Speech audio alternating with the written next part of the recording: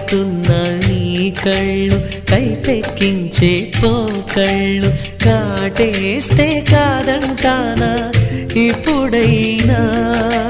వయసేమైనా సొగసేమైనా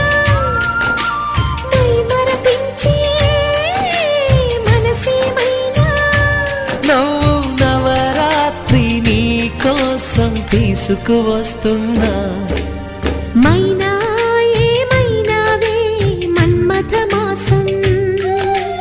అయినా ఎంతైనా ఇది మెత్తని మోసం తీయనైన తీరిక తీర్చమంది కోరిక నీకు తోడు